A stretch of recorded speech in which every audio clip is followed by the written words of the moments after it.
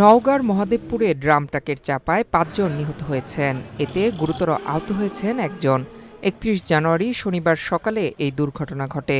নিহত ৫ জনের বিষয়টি নিশ্চিত করেছেন মহাদেবপুর উপজেলা স্বাস্থ্য কমপ্লেক্সের আবাসিক মেডিকেল অফিসার ইমরুল কায়েস। পুলিশ ও স্থানীয়রা জানান, শনিবার ভোরে দুটি ব্যাটারি চালিত চার্জার ভ্যানে করে কাঁচা হলুদ ও বেগুন নিয়ে মহাদেবপুর হাটে যাচ্ছিলেন স্থানীয় কয়েকজন কৃষক ও ব্যবসায়ী। করোনা বা যে কোনো ভাইরাসের এগেইনস্টে ফাইট মানি ব্যাকট্রলের লেফট রাইট। পথে পাটকাঠি শিবপুর এলাকায় পৌঁছালে নজিরপুরগামী একটি বালুভর্তি ড্রাম ট্রাক ওই ভ্যান দুটিকে সজোরে ধাক্কা দেয়। এতে ঘটনাস্থলেই ৩ জনের মৃত্যু হয়। স্থানীয়রা ভ্যানে থাকা অন্য ৪ জনকে গুরুতর আহত অবস্থায় উদ্ধার করে মহাদেবপুর উপজেলা স্বাস্থ্য কমপ্লেক্সে নিয়ে যাওয়ার পথে আরও ২ জনের মৃত্যু হয়।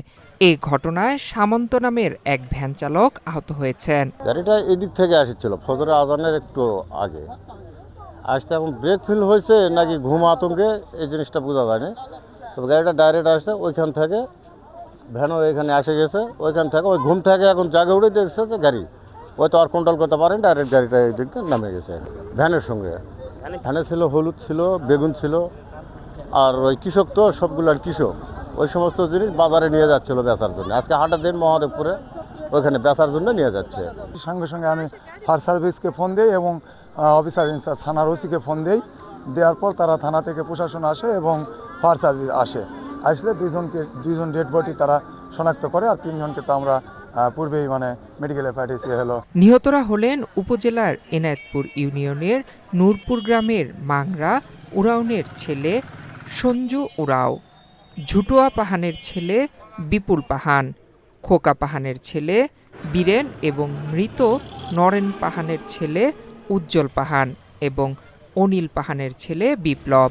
আহত সামন্ত একই গ্রামের রমেশের ছেলে। মহাদেবপুর থানা পুলিশ জানায়, দুর্ঘটনার পর থেকেই ঘাতক ট্রাক চালক পলাতক রয়েছেন। ট্রাকটি জব্দ করা হয়েছে।